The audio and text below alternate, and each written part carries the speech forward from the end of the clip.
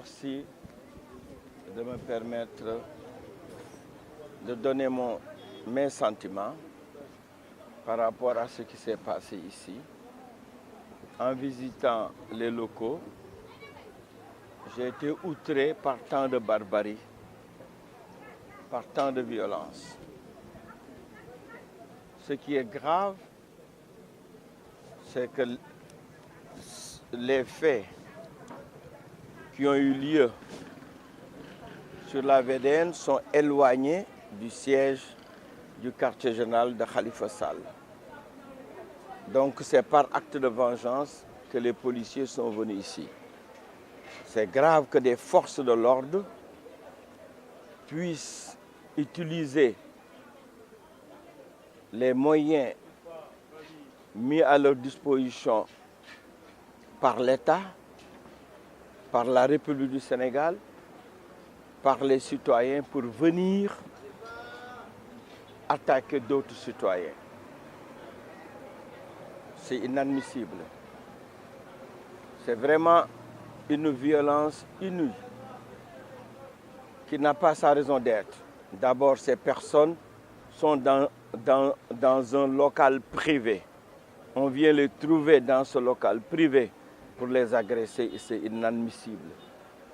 Ce sont les droits fondamentaux qui sont garantis par la Constitution qui ont été violés. Vous ne devez pas être surpris que je sois là, parce que j'ai toujours défendu Khalifa Sall. À l'Assemblée nationale, j'ai été celui qui a porté le combat pour dire que sa détention était arbitraire, illégale, sans fondement. J'ai continué à porter le combat quand la CEDEAO ainsi que les Nations Unies ont rendu une décision qui confirmait, qui corroborait de manière tout à fait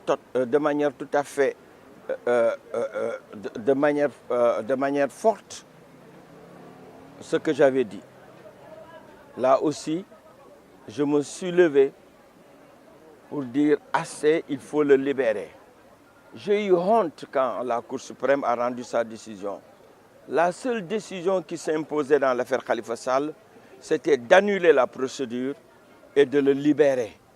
Parce qu'il y a eu des violations graves qui ne peuvent pas être réparées. Quand des nullités sont des nullités substantielles dans une procédure, on est obligé d'annuler toute la procédure et peut-être de la reprendre.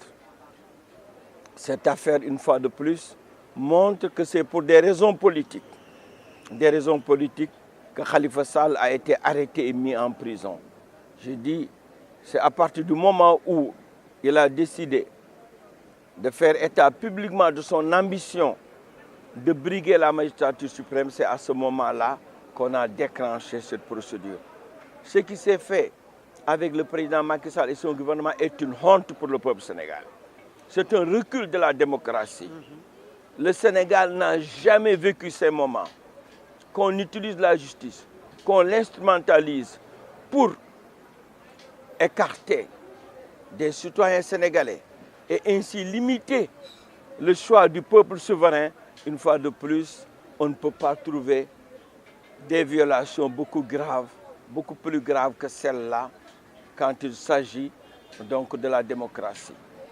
Je terminerai par dire, je n'ai pas été hier à la Réunion parce que vous savez tous que j'ai eu un décès.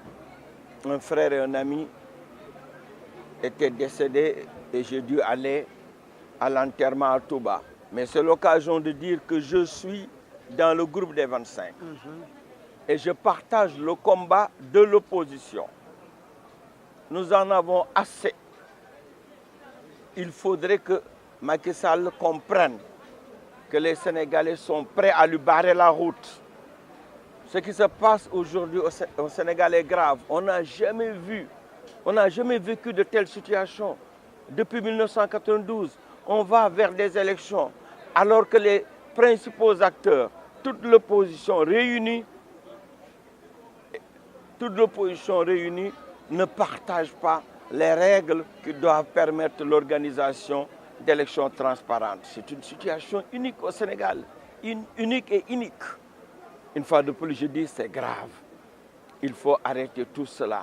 Nous menons le combat. Et que Macky Sall et son gouvernement comprennent une chose. Face à l'oppression, nous avons un droit de résistance. Et je le dis à l'endroit du peuple. Nous avons, la Constitution nous donne le droit de résister face à l'oppression. Et ce qui se passe avec Macky Sall, c'est de l'oppression pure et simple. Et nous résisterons. Nous demandons au peuple de partager notre combat. Et qu'on soit face à Macky Sall pour qu'il recule. Khalifa Sall doit participer à ces élections. Karim Wade doit participer à ces élections. C'est comme ça que le peuple souverain pourra se prononcer de manière tout à fait légitime. Vous savez, moi je ne suis pas quelqu'un qui parle de manière isolée. Je fais partie du groupe C25. Dans ce groupe, des stratégies sont élaborées. Je fais mienne toutes les résolutions qui ont été prises. Laissez-nous au niveau du groupe réfléchir sur les voies appropriées. Mais en tout cas, je dis aux jeunes que nous n'avons pas, nous les leaders, le droit de faillir. S'il faut aller au combat, nous serons au combat et c'est le moment d'aller au combat. Laissons au niveau des leaders déterminer les voies appropriées pour engager ce combat.